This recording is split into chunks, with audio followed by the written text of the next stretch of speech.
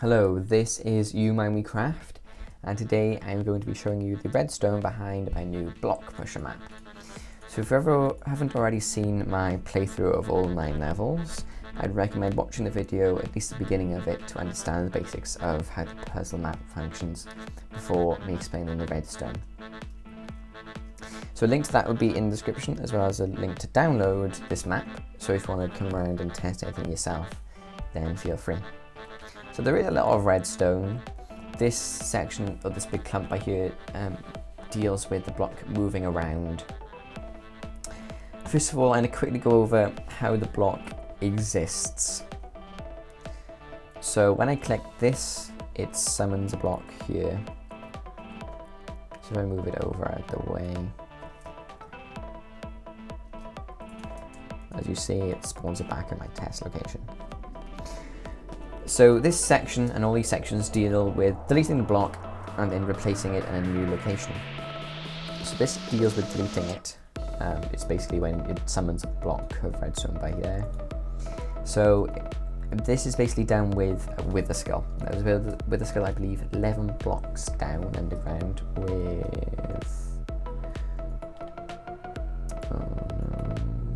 which one is it? Over here it would be.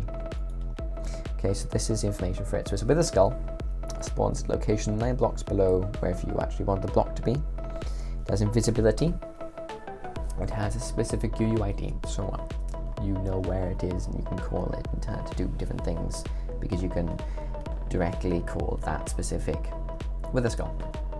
So when you set a new location, it deletes the block 11 blocks above the wither skull, then kills the wither skull. And when you spawn it in a new location, it spawns with a skull, then clones this section 11 blocks above where the wither skull is. So that is the basics of how the block comes in existence and how it's tracked throughout the game. Now I'm going over these sections. I'll come on to that last. And just before I come on to that section, I'll be explaining the side sections. So until the end, don't worry about the side sections. I'll just be concentrating over the center of each of the sections. So this row controls movement in that direction. And there's 4 different types of movement it can have. You can have simply sliding. You can have vertical elevator block, downwards elevator block, and also a jump block. So I'll be coming on to those later on. Let me just get the box ready for it. There we go. So first off, let's explain how it detects when the block should be moved. Okay, so there's 3 command blocks here. This one tests for the button being pressed. This one tests for it to be a valid location to move in. And this one tests that it's a valid block to move onto. So currently 2 are lit up. If I block off where it could move, that turns off. And if I change the block to it to move onto to a non-existent block or to an invalid block, then that's also unpowered. It has to be stone brick to allow it to move onto. So when all those are turned off, oh, creepy Minecraft sound. When all those are powered and correct, it'll turn all these torches off, which comes along here, powers this. That's when all the redstone starts. So every time you move a block, it has a slight moving animation, which I do admit is slightly quick on a flat surface, but when the jumping blocks come into play, it's a lot more obvious. So this is basically the section that deals with the animation. It summons a falling sand 11 blocks above the wither skull, and with the motion value, so it's moving in that direction. Then it removes where that block actually is.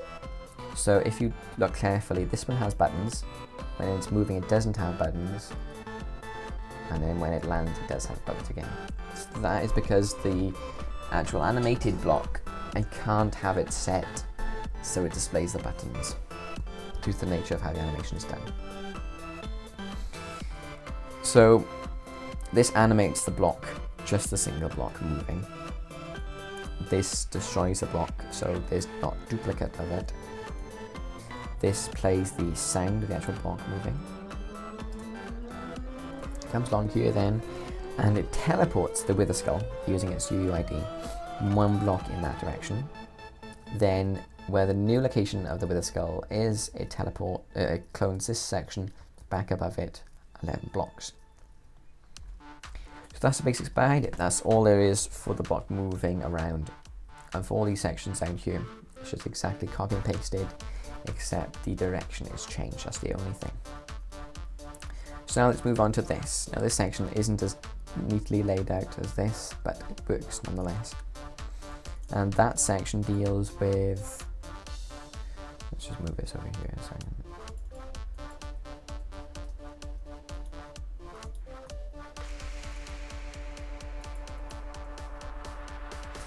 There you go. And that section deals with the block jumping. As you see, it's got a very obvious animation, and you can longer time to see there's no buttons on the animated block. So this section works pretty much exactly the same way. This tests for the button being pressed. This tests if it's a valid location for the block to move in. So if I block off that,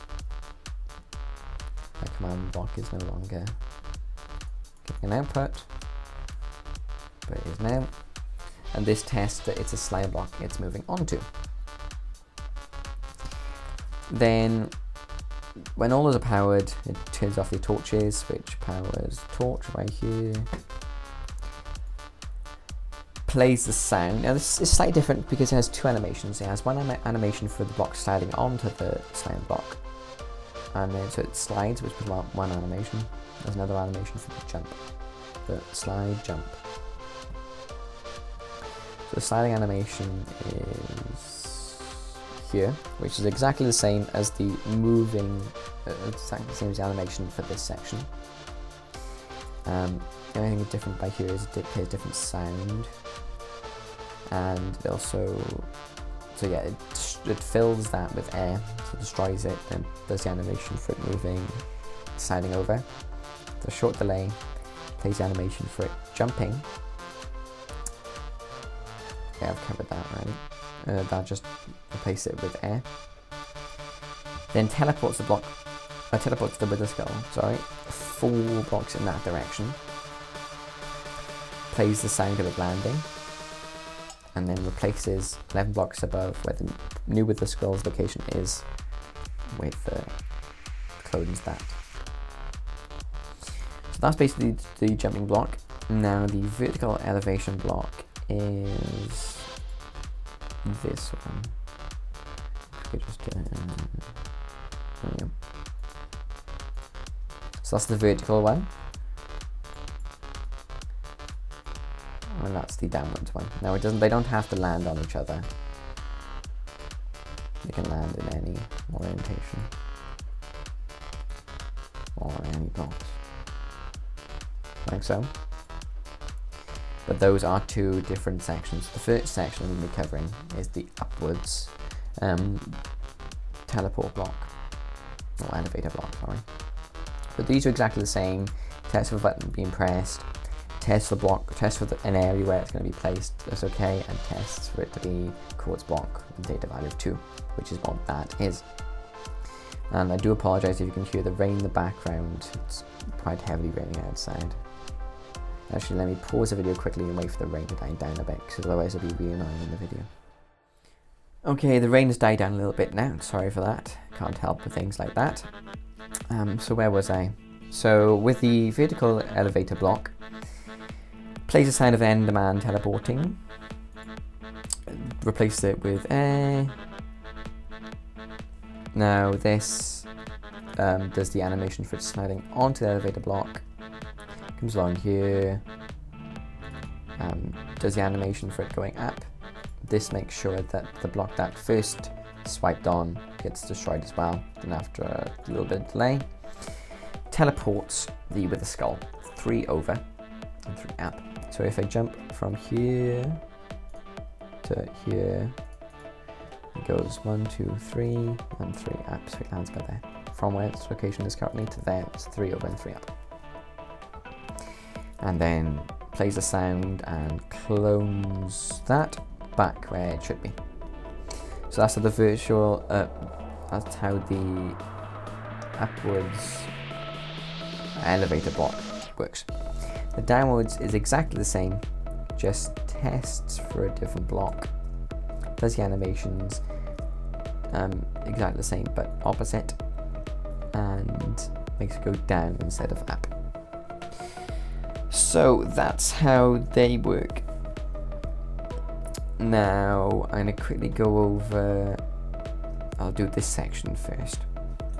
Now that section is used to bypass the button being pressed. If I go to creepy Minecraft noises again. So if I go to here, I just see in my invent I have lots of potions. Now if I throw these, each potion deals with moving in a different direction. And this allows the player to move the block along without the need to constantly go down and keep pressing the button. So this is a simple bypass. This is a simple bypass for pressing the button, so just a little easier to use. So the way that works is by here, it tests for that specific thrown potion. So upwards, let me just spawn back here. So upwards is this direction. So when I throw it, you should see that being powered. There we go. Oh, let's go. Oh, that's why you shouldn't spam it.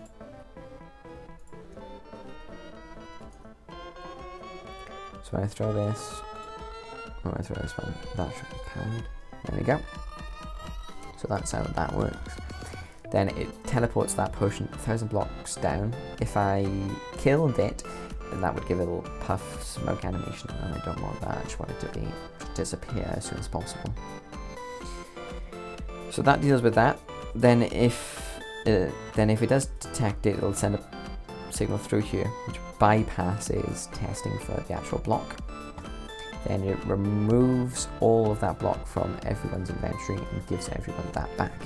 Now the reason it removes it from everyone's and gives everyone's back is one, making sure it doesn't break for multiplayer maps, and two, the clear is for when you're in creative mode. So if I get just a random potion,